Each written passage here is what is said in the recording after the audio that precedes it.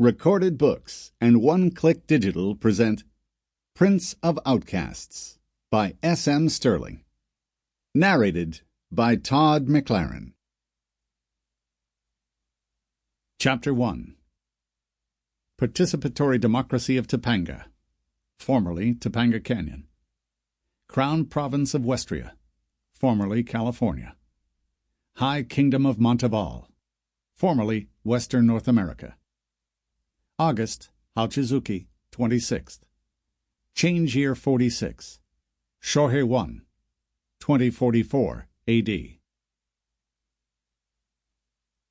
Prince John Arminger Mackenzie stood and sweated in his suit of chrome steel plate, glad of the shade of the raised visor that stuck out from his flared sallet helm like the bill of the ritual cap baseball players wore.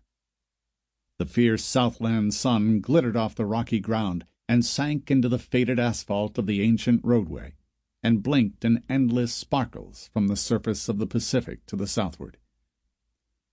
There was a familiar smell of hot horse, hot human, sweat-soaked leather, and metal greased with canola oil that always went slightly rancid, a composite scent common to wherever warriors gathered, no matter how polished their appearance. It was fairly powerful, since his sister, their men-at-arms and crossbowmen and Mackenzie archers and McClintock caterans, the Japanese contingent and several hundred local levies from Topanga and the Chatsworth Lancers were all standing and sweltering together. The score of robed B'nai Yaakov from the Mojave were a little to one side, a people apart, but their mounts added hot camel to the mix, which was indescribable. Despite the tension of the moment, as everyone stared out over the water towards the quartet of enemy ships, he smiled to himself, remembering his parents inspecting troops once. That had also been on a hot day, in the county Palatine of Walla Walla, far up in the Columbia. There had been a rather sheltered, town-based cleric with them, and he'd asked what the smell was. His mother had considered gravely for a moment, and said, "Esprit de corps."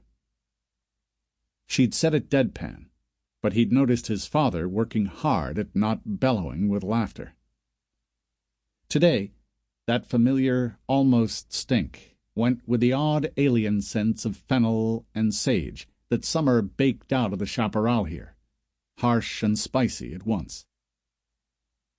"We're back in the stew-pot just when we thought the adventure was over with," he thought, "though everything's grist for the mill." He was a prince and warrior by birth, second child of the first High King and Queen of Montival, but a troubadour and bard by aspiration, and he could appreciate the irony of the situation from an artistic point of view. They dared the desert and the supernatural perils of the Valley of Death. Well, to be entirely fair, mostly Ori and Reiko dared them in that last bit.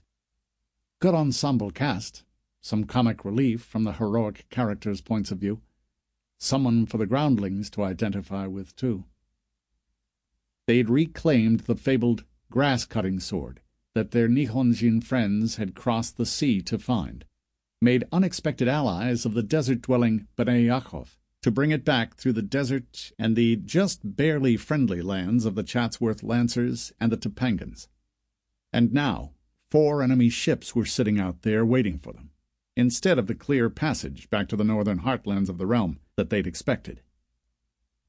It would make an excellent startling reverse in the epical chanson he'd tentatively entitled The Desert and the Blade. A quiet interlude in the music, then a hint of doubt, minor key, crashing chords building to a crescendo. Artistically fine. In my all-too-mortal person, it's a bloody menace. Not to mention those ugly-looking eaters the Koreans have picked up from the Los Angeles ruins. The locals had a powerful pre-change telescope set up. One look had been enough.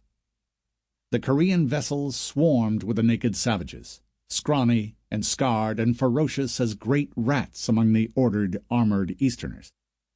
The Diabolists could control them somehow. "This bunch look even worse than the ones we fought up on the bay. And those were bad enough." Sample complete. Ready to continue?